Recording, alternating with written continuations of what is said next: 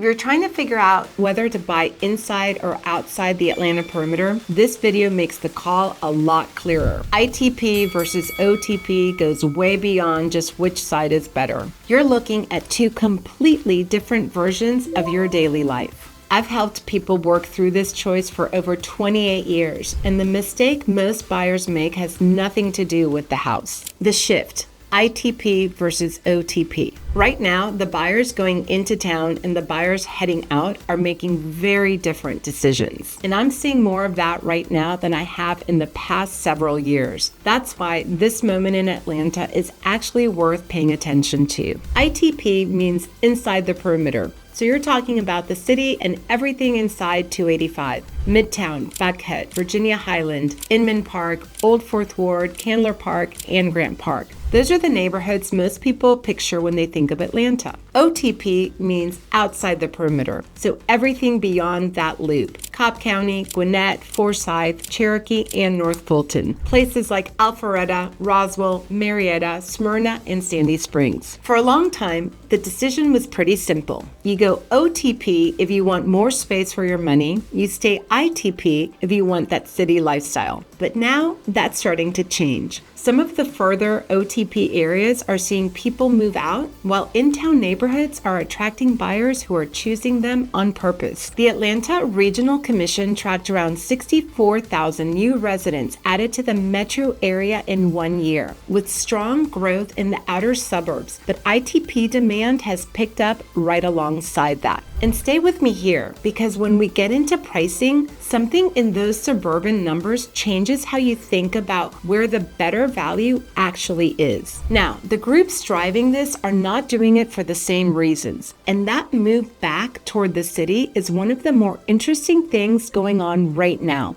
So let's start there. But first, a quick thing. This is usually where people ask me, okay, which side actually makes sense for me? If you're already thinking that, I'd be happy to help you work through it. My contact info is in the description below. Reach out and we can talk through it. Now, getting back to the city side of this, why people leave OTP for ITP. I see this all the time. People spend 15 years in a subdivision out in North Fulton. They raise their kids there and they get everything they went out there for. The house is great, the yard is great, and then one day they realize they've driven every single time they've left their front door all those years. They can't name 3 of their neighbors and they're not really sure when that stopped bothering them. That's a moment I hear about a lot from clients moving back into the city. It's a quiet change, but it's real, and it's bringing a lot of empty nesters back inside the perimeter. They want to walk to Piedmont Park, grab dinner on a Wednesday night without getting in the car, and more than anything, live somewhere you run into people you know, not just at the pool a couple times in the summer, but on a random day walking down the sidewalk.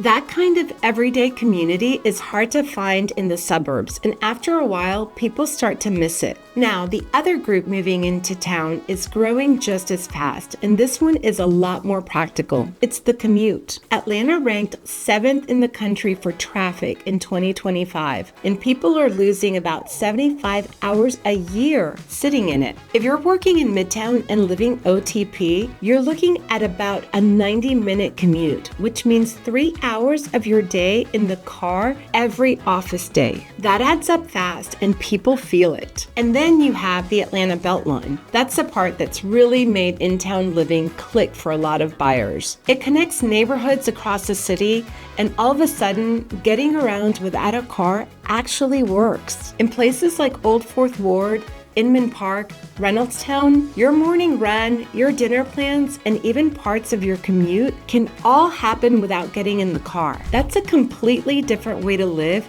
and people are willing to pay for that. I'll get into the numbers behind this at the end of the video, and what's happened to the suburban price advantage is something most buyers haven't seen yet. Stick with me. Now, Midtown is probably the clearest example. You've got Piedmont Park, MARTA, the Fox, the High Museum, all within walking distance. Most people don't need a car for the week. Prices have been sitting in the low 400s and trending up. Virginia Highland feels totally different, more like a small village with sidewalks, restaurants, a Sunday farmer's market, and early 1900s bungalows. You're usually in the low 800s there. Old Fourth Ward with Pont City Market and the East Side Trail has been around the high 400s, still relatively accessible for in-town with strong growth behind it. Inman Park, one of the most historic in-town neighborhoods, with Victorian homes and Beltline access, sits in the 700s. And Buckhead, at the top end, averages around 1.8 million for single-family homes, up about 60% over the past 7 years. The buyers choosing these areas have actually sat down and worked through what that commute was costing them, time, gas, just the mental load of it, and decided it wasn't adding up the way they thought. That same kind of thinking looks very different for the buyers going the other direction, especially once you see what's happened to suburban pricing. And the interesting part is, the pull toward the suburbs is just as clear. It's just coming from a different set of priorities. Why people leave ITP for OTP. So the move in the other direction comes with its own reasons too. After a few years in a denser in-town neighborhood, some things just start to hit differently. The street energy that felt exciting at first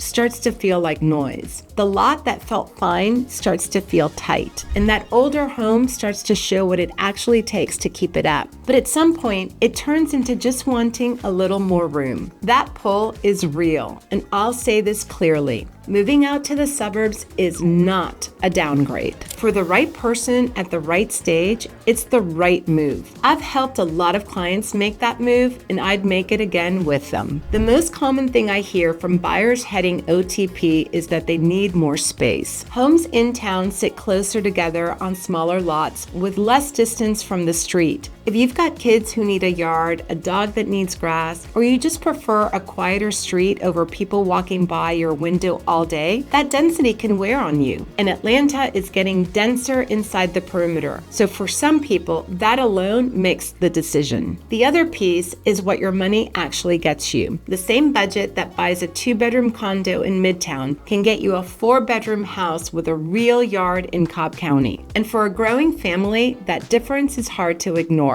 Cobb pulls in a lot of buyers for that reason, plus lower property taxes and school districts that have been consistently strong across the metro area. And then there's newer construction, which doesn't get talked about enough. A lot of in-town homes are older, and that character comes with real upkeep. Older systems, unexpected repairs, projects that turn into bigger projects. In the suburbs, you can buy something newer with modern layouts, more efficient systems, and usually a warranty. That changes what day-to-day ownership feels like. Alpharetta has changed a lot. There's a real walkable downtown now, a farmer's market, great restaurants, and trails that connect it all. Homes there are usually in the low 700s. Roswell has a lot of historic character, especially around Canton Street, and prices sit in the low 600s. Marietta is more accessible, ranging around the low 500s, depending on the area. Smyrna is one of the more interesting spots right now, close enough to stay connected with a walkable market village and prices in the high 500s. These are strong options, not backup plans. And the decision between the two really comes down to one thing, and it's usually not what people expect. The real divide.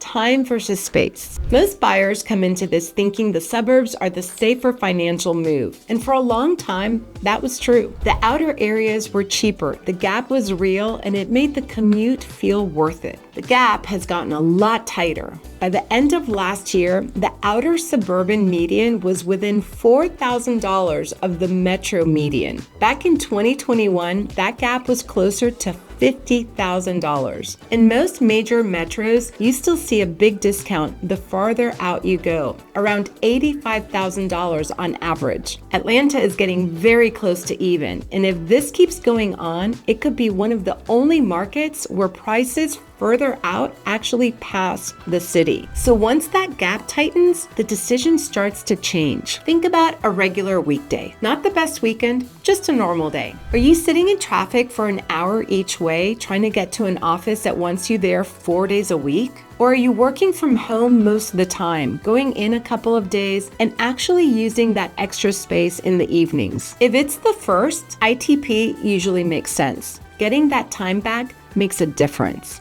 Now, if it's the second, OTP can make more sense. The space is real, and for the right buyer at the right stage, it works. Zillow ranked Atlanta the #2 most buyer-friendly market going into 2026. There's more inventory, homes are sitting longer, and sellers have more flexibility than they've had in a while. Prices across the metro area are slightly down, but the in-town neighborhoods with Beltline access are still moving up, which shows you how split the market has become. And the perimeter line is starting to matter more every year. The Atlanta Regional Commission expects this region to keep growing for decades. Where you land on that line is a big decision. The clearest way to figure it out is to look at what your average day actually looks like. The ITP OTP decision is all about how you want your time to feel, and that answer changes depending on where you are in life. Get that part right, and the neighborhood tends to fall into place. If you're ready to get more specific, which side of the perimeter, which area, what's available right now in your price range, email me at hello@vcgrealty.com today. I can give you a clear sense of where you fit